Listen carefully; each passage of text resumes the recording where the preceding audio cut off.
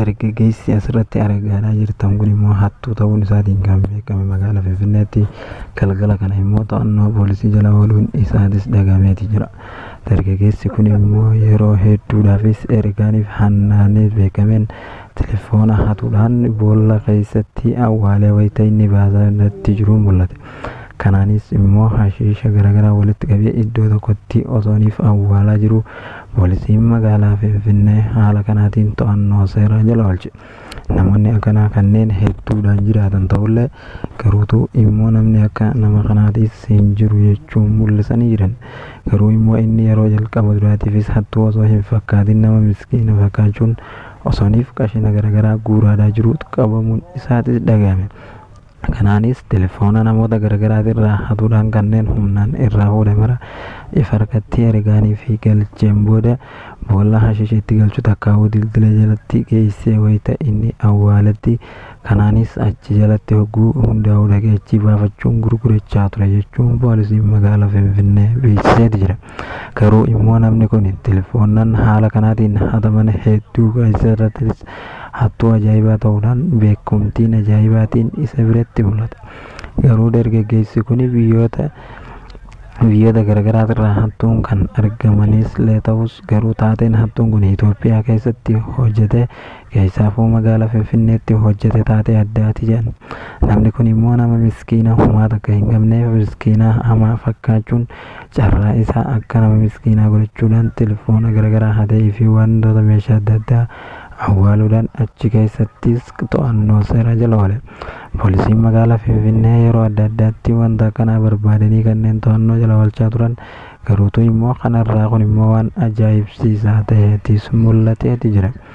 Kan yeroo ammaan duraatii irraayis adda yooniif ta'us garuu immoo namni kun akka kamiin qabamee akkanatti harka isaanii seeneenis waan ajaa'ibaati. Himmaa bulchiinsi magaalaa Finfinneetiif poolisii federaalaa fi akkasumas poolisiin magaalittiidhaa godhaniin tarkaanfiiwwan akkanaa hedduun isaaniitis qabamanii to'annoo seeraa jala ooluu isaanii beeksisan. Kanaanis immoo hattuun haala kanaatiinis telefoona nama irraa hatuun humnaan baafachaa turan kan qabaman. Dhiyeenya kanaan duratti immoo akkuma beekamutti namni huccuu federaalaa uffatee ture makiina abbaa dhuunfaadhaa kaasee kan baafachiisu gaheerra ture. Garuu immoo namoonni akkanaa kun immoo maqaa fi akkasumas biyyallee kanneen balleessanii fi akkasumas kanneen yakka gurguddaan hojjetan ta'uun isaaniitis ni beekama. Hattuun kun immoo yeroo hedduu daandii fi ergaaniif telefoona kana haala kanaan qabateen irra deebi'ee kan gurguratuu fi akkasumas faayidaa dhuunfaa ofiitiifis kan oolfatu ta'uun isaatis mirkanaa'eeti jira. Walfaana irrattiinis deddeebi'ee qorannoon immoo garuutu waan kanaa gaggeeffamuuf poolisiin ammaan duraatiif telefoona hanga inni hatee fi akkasumas hanna meeshaa namaatirraan inni gahee samma dura tokkollee wanni poolisiin ifa baasees hin jiru jechuun beeksisan.